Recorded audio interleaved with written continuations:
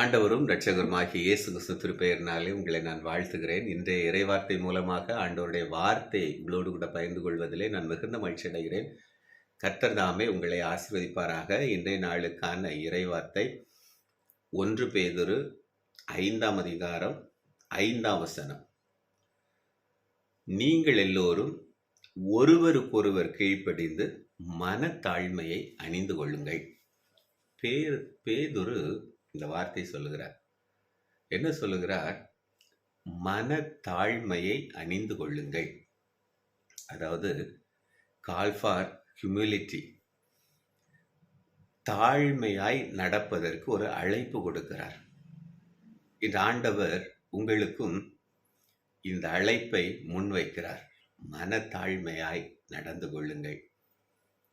மற்றவர்களை விட நான் தான் மேன்மையானவன் என்கின்ற இந்த அகந்தை இல்லாதவாறு பார்த்து கொள்ளுங்கள். அதுதான் இங்கே சொல்லப்படுகிறது. ஹியூமிலிட்டிக்கு, தாழ்மைக்கு அழைப்பு கொடுக்கப்படுகிறது. 2வது இந்த வசனத்தில் நீங்கள் வாசித்து பார்த்தால், ரீசன் ஃபார் ஹியூமிலிட்டி, தாழ்மைக்கான காரணம் என்ன? அங்கே சொல்லப்படுகிறது, தாழ்மை உள்ளவர்களுக்கு தேவன் கிருபை அளிக்கிறார். முதலாவது அழைப்பு கொடுக்கப்படுகிறது, கால் ஃபார் ஹியூமிலிட்டி. 2வது ரீசன் ஃபார் ஹியூமிலிட்டி.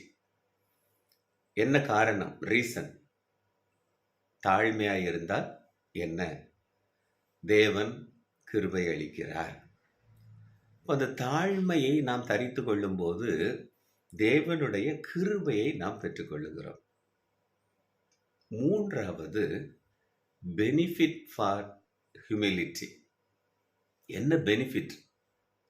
இங்கே சொல்லப்படுகிறது 6ஆம் வசனத்தில், ஏற்ற காலத்தில் உயர்த்துவார். நீங்கள் தாழ்மையோடு அவருடைய பலத்த கைக்குள்ளே அடங்கி இருப்பீர்கள் என்று சொன்னால், ஏற்ற காலம் வரும்போது அவர் உங்களை உயர்த்துவார். அருமையானவர்களே, தாழ்மைப்படுங்கள். கர்த்தருக்கு முன்பாக எப்பொழுதும் மனத்தாழ்மையாய் நடந்து கொள்ளுங்கள். அவருடைய கிருபை உங்களுக்கு எப்போதும் இருக்கும். நிச்சயமாய் ஏற்ற காலம் வரும்போது உங்களை உயர்த்தி ஆசீர்வதிப்பார். கர்த்தர் உங்களை ஆசீர்வதிப்பாராக. ஆமென்.